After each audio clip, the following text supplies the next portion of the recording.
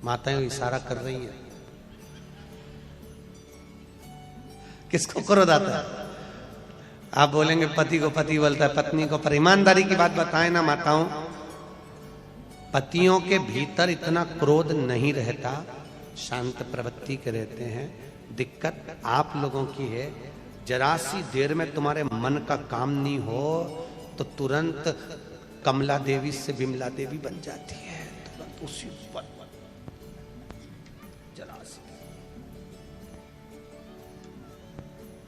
एक पति और पत्नी का झगड़ा हुआ और पति पत्नी का झगड़ा हुआ और पत्नी ने चिल्लाकर जवाब में दे दिया, तुम तो जानवर हो। अब लड़ाई होती कि नहीं होती इतनी बड़ी बात है, तुम तो जानवर हो। पति मुस्कुराकर बोला, तू बिल्कुल सही बोली है, तू मेरी जान में तेरा वर। गलत कहा, इतना बोलना था तो पत्नी कह रही है मैं तुम्हारे लिए चाय बना के लाती, तुरंत लड़ाई समाप्त, क्रोध गया।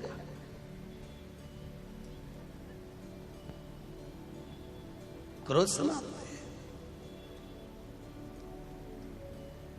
आज हम उनके यहाँ गए थे, क्या नाम उनका, नाना भाई के यहाँ, पानी वालों के यहाँ, तो उनके यहाँ वो वकील साहब मिले थे।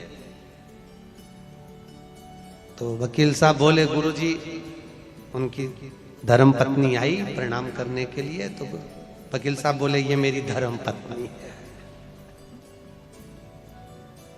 हमने कहा कथा का असर हो गया। तो हमने कहा धर्म पत्नी क्यों? तो क्या गुरुजी पहले दिन कथा से बोल रही थी कथा में चलो, कथा में चलो, और मुझे दूसरे दिन से कथा में लेकर आई है, और आप कहते हो जो अपने पति को कथा में लेकर आ जाए वो धर्म पत्नी कहलाती है। हमने कहा बिल्कुल सत्य है, गलत नहीं है, बिल्कुल सत्य। धर्म के पथ पर चलना सिखाइए महाराज, धर्म के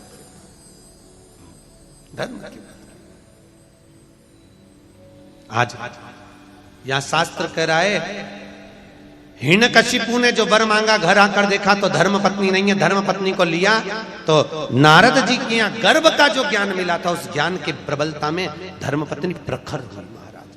पत्नी के गर्भ से जो बच्चा हुआ होते से उसने भगवान के नाम का हिलात करा, उसका नाम प्रहलाद हुआ है महाराज। प्रहलाद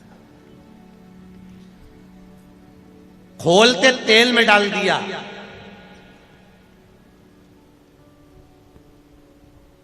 पर्वत पे से नीचे फिकवा दिया, समुद्र के अंदर डलवा दिया, तो भी प्रहलाद नहीं माना। आखिरी में हिरण्यकशिपु ने अपनी बहन को बुलवाया। क्या नाम था उसकी बहन का? जम के बोलो जरा। होलिका।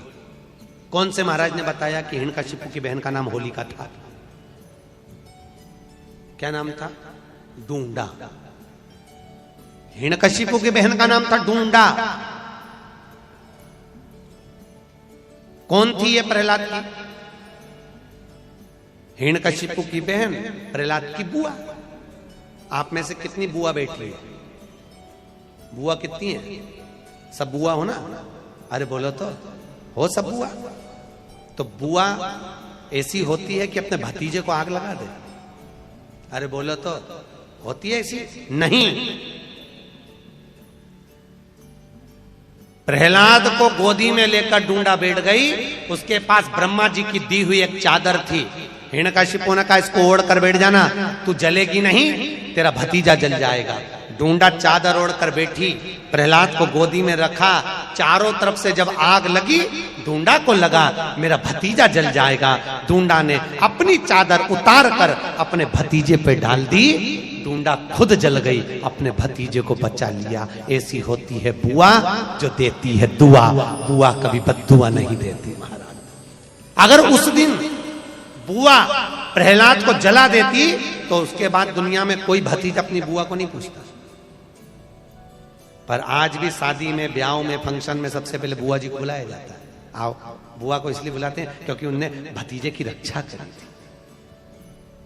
वो राक्षस कुल में जन्मी थी, राक्षस की बहन थी, पर मरते मरते अच्छा काम करके भगवान की होली, इसलिए हमारे यहां मनाई होली। परवारे करमाला वालों, तुमने तो उसका नाम ही धर दिया होली। अच्छा काम करके भगवान की होली, इसलिए हमारे यहां होली का त्योहार मनाया। नाम था ढूंढा, इसलिए आज भी होली में मोटे मोटे लक्कड़ ढूंढ जलाए जाते हैं। पतली लकड़ियां नहीं, मोटे लक्कड़, मोटे ढूंढ।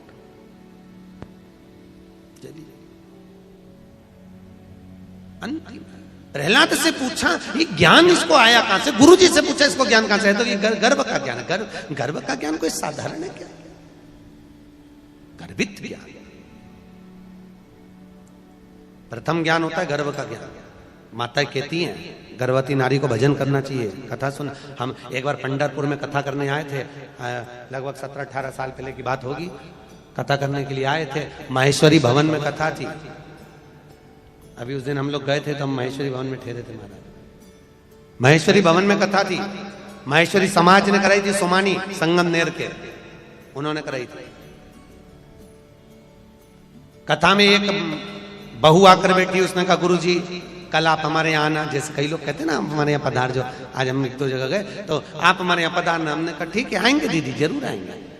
हम गए उनके यहाँ गए, उसने सेब कतर के रखे थे, काट के रखे थे। उनका एक लड़का था 12 साल का, वो सेब उठा के ले गया। उसने ड्राई फ्रूट सला कर रखे, काजू बादाम पिस्ता, वो पूरी की पूरी प्लेट लेके भाग गया। थोड़ी देर बाद उसकी माँ ने चांदी के गिलास में दूध भर कर रखा, वो गरम की गरम दूध ले जाकर गटर गटर पी गया। हमारे सामने आता और वो उठा के भाग जाता। हमने पूछा दीदी बोली गुरुजी आपका अपमान हो गया, मेरे लड़के ने सब खा गया, तुम्हारा अपमान हो गया। मैं तुम्हारे लिए ला रही थी और उठा के। हमने कहा जान दे अपमान तो चूल्हा में, पहले ये बता कि ये हुआ कैसे, ये बता ये कैसे, वो तो जान दे अपमान तो हुआ कैसे। गुरुजी जैसे आप कथा करने आए ना, ऐसे ही जब ये मेरे गर्भ में था तब यहाँ राम कथा चल रही थी। मैंने पंडित जी से पूछा था गुरुजी से, गुरुजी मेरे गर्भ में बच्चा है तो मैं कौन सी कथा पढ़ूं जिससे मेरा बच्चा अच्छा हो? राम कथा वाले महाराज ने कहा था सुंदर कांड पढ़। गुरुजी जब ये गर्भ में था इतने सुंदर कांड के पाठ करे, इतने पाठ करे, ऐसी औलाद पैदा हुई। सकनी नहीं बैठे, ये पाठ का बड़ा असर है। आज के जमाने में जो औलाद होती है ना, ये टीवी देख देख के पैदा होती है, क्योंकि डॉक्टर बोल देते बेड रेस्ट, डॉक्टर बोलते बेड रेस्ट, पलंग पे पड़ी रहो, दिन भर टीवी देखती रहो। 24 घंटा टीवी देखे, गर्भ में जो बच्चा था वो टीवी देखता रहा। माँ के दृष्टि से बच्चे ने टीवी देखी। अब बच्चा जन्म लिया तो दिन भर, क्योंकि वो टीवी में नाटक देख, नाटक में ऐसा कोई नाटक ही नहीं जिसमें कहीं का हंसता दिखे। पूरे नाटक में देख लो कहीं ना कहीं 24 घंटे रोती ही मिले। नाटकों में, सीरियलों में रोए, वो नाटक देख के औलाद पैदा हुई। अब घर की बूढ़ी बूढ़ी माताएं कह देती हैं, कहने में चुपती थोड़ी ना माताएं, तुरंत बोलती भैया हमारी भी 5-5 औलाद थी, हमारी भी 4-4 औलाद थी, खिला दो पटक दो, खेलती रहे। और हमारी बहू ने ऐसी औलाद पैदा करी, एक करी वो भी ऐसी करी, दिन भर पे करे, दिन भर रोए, दिन भर। मायके कहने में कोई चुपता नहीं, तुरंत बोल देते। अब प्रहलाद गर्भित ज्ञान इतना प्रबल था। हिरण्यकशिपु ने पूछा क्या इस खंबे में तेरा भगवान है? हाँ खंबे में। खंबे पर गदा का प्रहार करा, टूट कर नीचे गिरा। नरसिंह भगवान प्रकट हो गए। नरसिंह भगवान प्रकट हुए और पहुंचकर हिरण्यकशिपु को पकड़कर ले जाकर देहली पर बैठकर न अंदर मरे न बाहर, देहली पर मारा, ना नीचे ना ऊपर, जंघा पर मारा, न अस्त्र से न शस्त्र से, नख से फाड़ा, न दिन में न रात में, शाम के समय मारा, न नर से न पशु से, नरसिंह बनकर मारा। और न 12 महीने में मरे, इसलिए एक अधिक कर अधिक मास में मारा। कौन से महीने में? अधिक मास। उधर को फाड़ दिया, आंतों को निकाल कर धारण कर लिया। नरसिंह भगवान की ये यहां तक की कथा तो भागवत में भी लिखी है, सुनी कि नहीं सुनी? अरे बोलो तो, सुनी है ना? अब जो कथा वेद व्यास जी ने शिव महापुराण में लिखी वो आ रही है, सुनो ध्यान दो।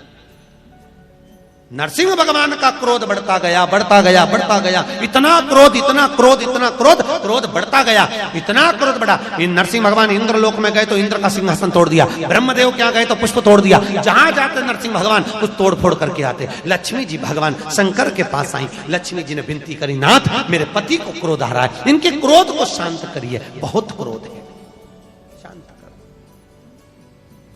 थोड़ा क्रोध शांत करिए। शंकर भगवान मौन आनंद में विराजमान थे, स्मरण में डूबे हुए थे, भजन चित्त आनंद में कर रहे थे। आपको पहले भी कथा में कहा, राम शंकर का भजन करते हैं और शंकर राम का भजन, हरि विठ्ठल शंकर का भजन करते हैं, शंकर पांडुरंगा का भजन करते। भगवान भूत भावन भूतेश्वर शिव से विनती करी, शंकर भगवान की भक्ति में डूबे हुए थे महाराज। लक्ष्मी जी ने विनती करी, नाथ कृपा करो, थोड़ी सी दया करिए। भगवान ने पूछा, क्या? मेरे पति को क्रोध आ रहा है, उनका क्रोध शांत कर दीजिए। शंकर भगवान ने सारे देवताओं को बुलाकर कहा, नरसिंह अवतार कोई साधारण सा अवतार नहीं है जिसका क्रोध शांत कर दिया। तो फिर क्या करा जाए? शंकर भगवान बोले, मैं शरम्भ पक्षी का रूप धारण करूंगा। कौन सा पक्षी? शरम्भ, गिद्ध जैसा एक पक्षी होता है जिसका नाम है शरम्भ। शरम्भ पक्षी, गरुण जैसा स्वर। पक्षी तीर्थ गए हो? अरे बोलो तो, पक्षी तीर्थ गए हो कभी? है कोई गया? नहीं गए? कभी मौका लगे तो जरूर जाना। चेन्नई से 82 किलोमीटर की दूरी पर है पक्षी तीर्थ, जहां पर सुबह ब्रह्म मुहूर्त में 56 तरह का भोजन लगाया जाता है। और गरुण जी महाराज आज भी उस भोजन को करने के लिए आते हैं। लाखों जनता प्रतिदिन गरुण जी का दर्शन करने के लिए पक्षी तीर्थ जाती है। कभी मौका लगे तो जाकर देखना, केवल गरुण पक्षी ही मिलेगा आपको। वो पक्षी तीर्थ में आते हैं, भोजन करते हैं, चांदी की थाली में उनके लिए भोजन लगता है और उड़कर चले जाते हैं। कहाँ जाते हैं? फिर सवेरे ब्रह्म मुहूर्त में दूसरे दिन ही आते हैं, दिखते ही नहीं पक्षी। शरम्भ पक्षी का रूप रखा भगवान ने, और शरम्भ पक्षी का रूप भगवान शंकर करें, ऐसे नहीं रख सकता। सारे देवता मिलकर मेरे को सपोर्ट करो, मेरे पक्ष में, और मैं शरम्भ पक्षी का रूप रखूंगा, उड़ते हुए जाऊंगा, नरसिंह भगवान को पंजे से उठाऊंगा और ले जाकर अलखनंदा नदी में पटकूंगा। नरसिंह भगवान को भगवान शंकर ने उठाया, शरम्भ पक्षी का रूप धारण कर कर। शिव जी का एक नाम बनने जा रहा है शरम्भेश्वर महादेव। कौन से महादेव है? शरम्भेश्वर। शरम्भ पक्षी का रूप रखकर नरसिंह भगवान को उठाकर ले जाकर अलखनंदा नदी में, बद्री का नाथ में, बद्री विशाल के पास जो अलखनंदा बहती है उसमें ले जाकर डाला। डालते से शंकर भगवान के डालने से भगवान नरसिंह का क्रोध समाप्त हो गया। नरसिंह भगवान वहां पर नरसिंह